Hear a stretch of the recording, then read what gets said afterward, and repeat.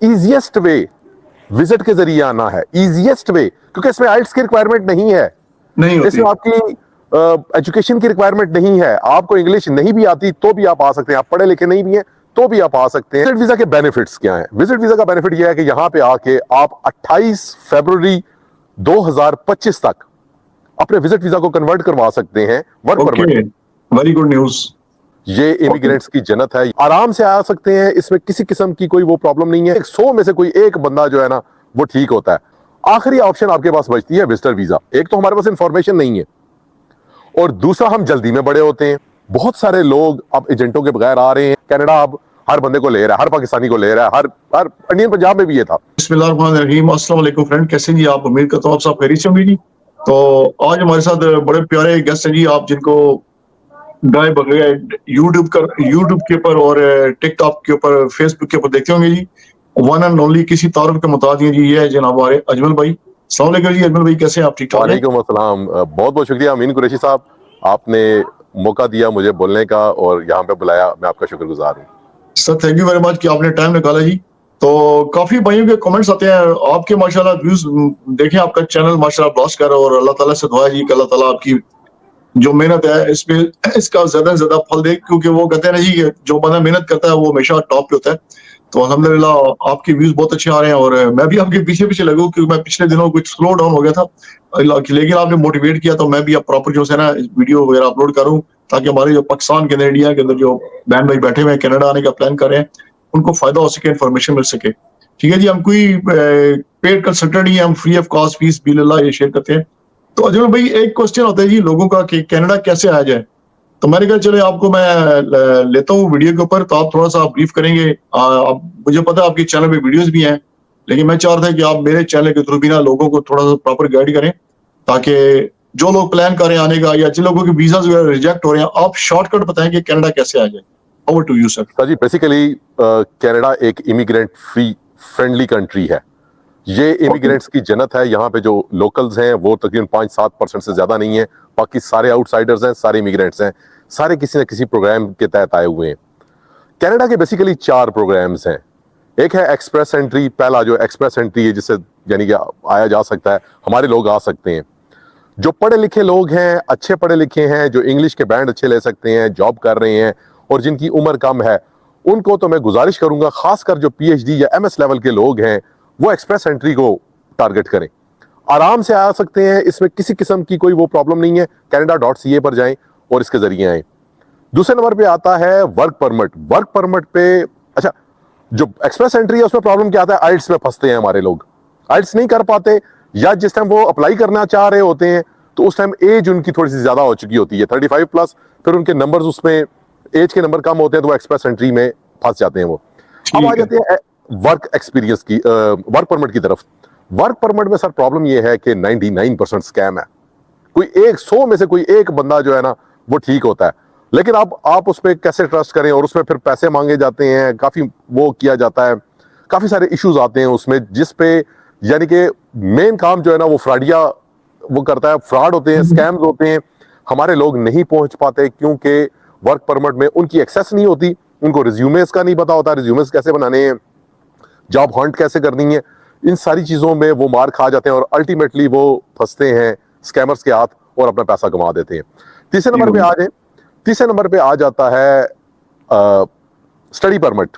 Study permit का issue क्या है कि स्टडी परमिट के लिए पैसे बहुत ज्यादा हैं। अब तो जीआईसी की प्राइस उन्होंने और ज्यादा कर दी है, तो ये स्टडी परमिट भी जो है वो अब जीआईसी मैंने बताया था $20,635 कर दिए उन्होंने। तो ये लगभग तकरीबन 90 लाख से 1 करोड़ किया पाकिस्तानी स्टूडेंट्स के लिए, बहुत एक्सपेंसिव है। ठीक है। प्लस आपके 70% मार्क्स हो और या ग्रेड्स वगैरह 70% के नजदीक नजदीक हो, प्लस आपके आइल्स के बैंड 6 हो। आखिरी ऑप्शन आपके पास बचती है विजिटर वीजा। अब विजिटर वीजा में भी कुछ इश्यूज आते हैं। विजिटर वीजा $185 का है, $100 उसकी एप्लीकेशन फीस है, $85 उसके जो है वो बायोमेट्रिक्स के। एक दफा अगर आपका विजिटर वीजा इवन रिफ्यूज भी हो गया, अगली दफा आपने 185 नहीं देने, $100 देने हैं। लेकिन हमारे लोगों का मसला क्या है? हमारे लोगों का मसला ये है कि एक तो हमारे पास इंफॉर्मेशन नहीं है और दूसरा हम जल्दी में बड़े होते हैं। हम ये चाहते हैं कि हम तैयारी ना करें, कोई हमें कहे कि यार इतने पैसे दे दो और हम उसको पैसे दें और वो रातों रात हमारा काम कर दे। और नतीजा ये होता है कि विजिट वीजा पर भी लोग रिजेक्ट हो जाते हैं और बेशुमार होते हैं। अच्छा, विजिट वीजा के बेनिफिट्स क्या हैं? विजिट वीजा का बेनिफिट यह है कि यहां पे आके आप 28 फरवरी 2025 तक अपने विजिट वीजा को कन्वर्ट करवा सकते हैं work permit. Very good news. तो 28 फरवरी 2025 तक लोगों के पास चांस है कि वो यहां पे आके, और यहां पे फायदा क्या होता है, जब यहां पे आ गए आप एम्प्लॉयर से डायरेक्ट हैं, वन ऑन वन है, जो भी आपकी डिस्कशन होगी, निगोसिएशंस होंगी, वो वन ऑन वन है, बीच में कोई बंदा नहीं है। बिल्कुल ऐसी है। तो विजिटर वीजा इस वक्त जो हमारे लोगों के लिए एक बेहतर ऑप्शन होती है कि यार वो यहां पे आए, लेकिन उसके लिए तैयारी करनी पड़ती है। तैयारी आपको सारे प्रोग्राम्स में करनी पड़ेगी। एक्सप्रेस एंट्री के लिए भी तैयारी करनी पड़ेगी, आपको वर्क परमिट के लिए भी लाज़मी सी बात है आपने तैयारी करनी है, लोगों को सर्च करना है, एम्प्लॉयर्स को सर्च करना है। स्टडी परमिट के लिए भी आपको तैयारी करनी है, आपको इंस्टीट्यूशंस सर्च करने हैं, अपने प्रोग्राम सर्च करने हैं, आपने उसके लिए भी तैयारी करनी है। इसी तरह विजिटर वीजा के लिए भी है। टू आंसर योर क्वेश्चन के इजीएस्ट वे विजिट के जरिए आना है, इजीएस्ट वे, क्योंकि इसमें आइल्स की रिक्वायरमेंट नहीं है, नहीं होती। इसमें आपकी एजुकेशन की रिक्वायरमेंट नहीं है, आपको इंग्लिश नहीं भी आती तो भी आप आ सकते हैं, आप पढ़े लिखे नहीं भी हैं तो भी आप आ सकते हैं, लेकिन तैयारी करनी पड़ेगी।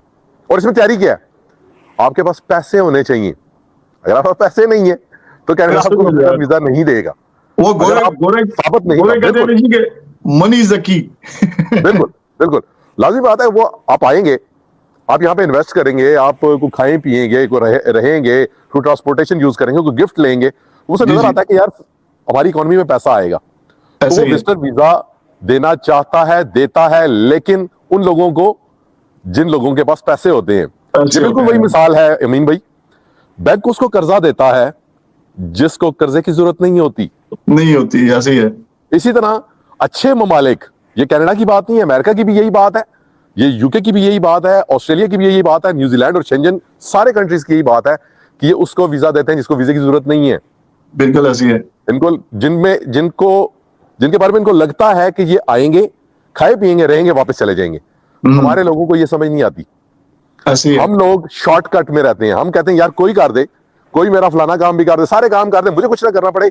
लोग यहाँ पे मैंने देखा है कि जी साल साल मेहनत करते हैं अपने विजिट वीजा की फाइल पर, खुद से, एजेंटों के पीछे नहीं जाते। और बहुत सारे लोग अब एजेंटों के बगैर आ रहे हैं, और पुराने जो पहले थे और अब भी प्रॉब्लम यह आ रहा है कि एजेंट आपके पैसे खा जाता है, और होता यह है कि आपके पैसों से वो खुद यहाँ पे पहुंच जाता है।